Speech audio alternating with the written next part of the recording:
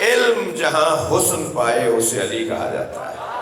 فرماتے ہیں لو سنیت لی الوسادہ، میں نے ابھی کہا نا کہ یہاں مختلف مسلکوں کے لوگ بیٹھے ہوئے ہیں، ویسے بھی علی کے دروازے پر ہر مسلک کا بندہ آتا ہے، اس لیے کہ جس کا شامہ سالم ہے نا، جس کو سونگھنے کی صلاحیت ہے، توجہ ہے، جس کو خوشبو بدبو آتی ہے، شامہ کہتے ہیں اسے، جس کا شامہ سالم ہے نا اسے گلاب کی خوشبو آتی ہے۔ آپ مولا علی کی فضائل کی خوشبو پھیلائیے، خود بخود لوگوں کو شفا ملنے لگے گی۔ مولا فرماتے ہیں لو سنیت لی الوسادہ، مولا علی کا قول سنا رہا ہوں آپ کو، لو سنیت لی الوسادہ، اگر میرے لیے مسند قضاوت کو بچھا دیا جائے، لفتحت اہل تورات بتوراتہم، میں تورات والوں کے فیصلے تورات کے مطابق کروں گا، وَأَهْلَ انجیل بِانجیلہم، اور انجیل والوں کے فیصلے انجیل کے مطابق کروں گا، وَأَهْلَ زبور بزبورہم، اور زبور والوں کے فیصلے زبور کے مطابق کروں گا، وَأَهْلَ قرآن بقرآنہم، اور میں قرآن والوں کے فیصلے قرآن کے مطابق کروں گا۔ اور پھر جب میں فیصلہ سنا دوں گا تو انجیل پکار کر کہے گی جو فیصلہ علی کا ہے وہی میرا ہے۔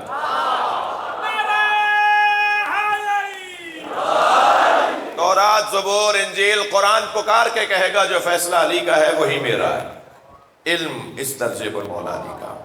ابھی میرے بھائی نے 4 مصرے پڑھے، مجھے اس پر ایک جملہ یاد آ رہا ہے، کس کس نے علی سے کیا کیا پوچھا، یہ بتانے کے لیے مجھے 10 دن چاہیے۔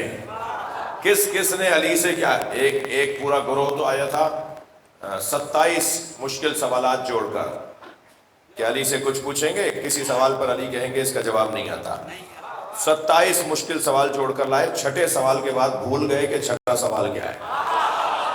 مولا نے فرمایا میں تمہیں سوال بھی بتاؤں گا، میں جواب بھی بتاؤں گا۔ جو سوچ کر آئے تھے وہ علی پہلے سے بتا رہے تھے۔ مولا، میں نے عرض کیا کہ اگر علم کو لے لیں، جو سب سے زیادہ پسندیدہ مضمون ہے مولا علی کا، علی کی سب سے روشن صفت، اس بچے اور جوان سے میں پوچھ رہا ہوں، سب سے بڑی صفت مولا علی کی کیا ہے؟ سب سے بڑی صفت، سب سے بڑا کمال، سب سے بڑی فضیلت علی کی کیا ہے؟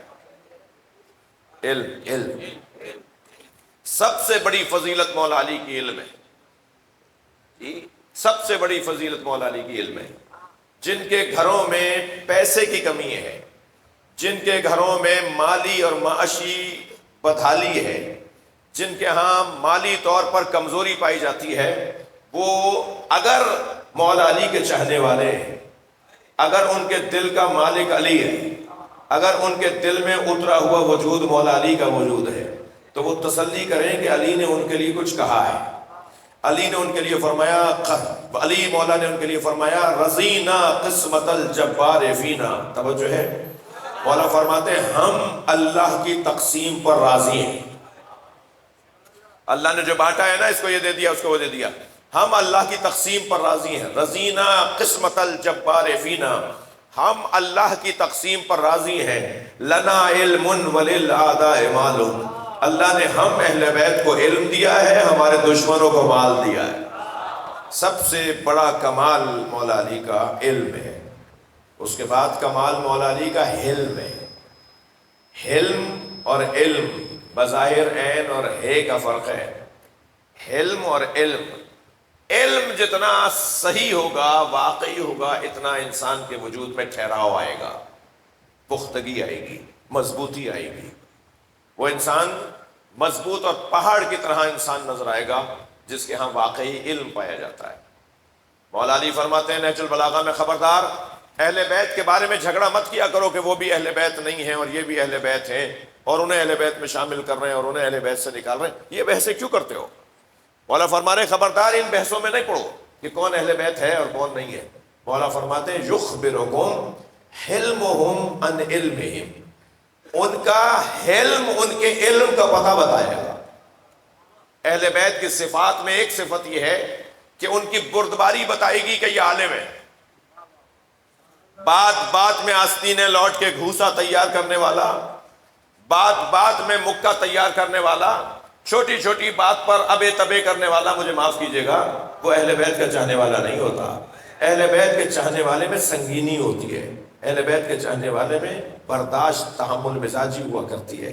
وہ صبر کے ساتھ کام لیتا ہے، وہ تحمل مزاجی کے ساتھ آگے بڑھتا ہے۔ توجہ چاہوں گا، میری اور آپ کی کیا حیثیت ہے؟ اب ذرا سنیے کہ جب شام کا ایک مسافر مدینہ میں پہنچا، میرے مولا امام حسن مجتبیٰ علیہ الصلوۃ والسلام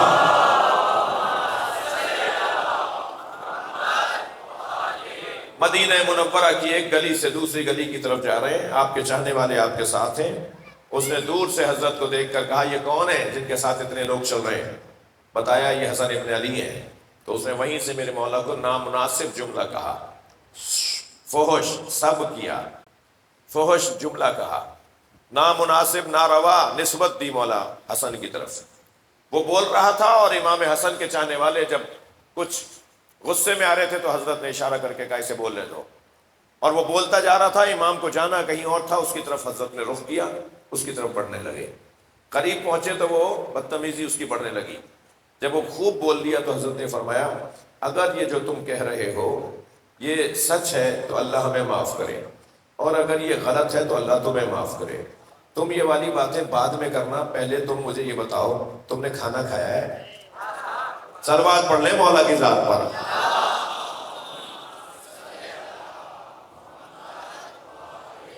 تم مسافر ہو، تمہیں آرام کی ضرورت ہے، تم آگے جانا چاہتے ہو، تمہیں سواری کی ضرورت ہے۔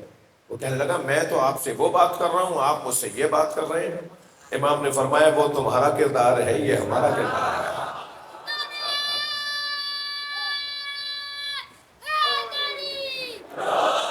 لہذا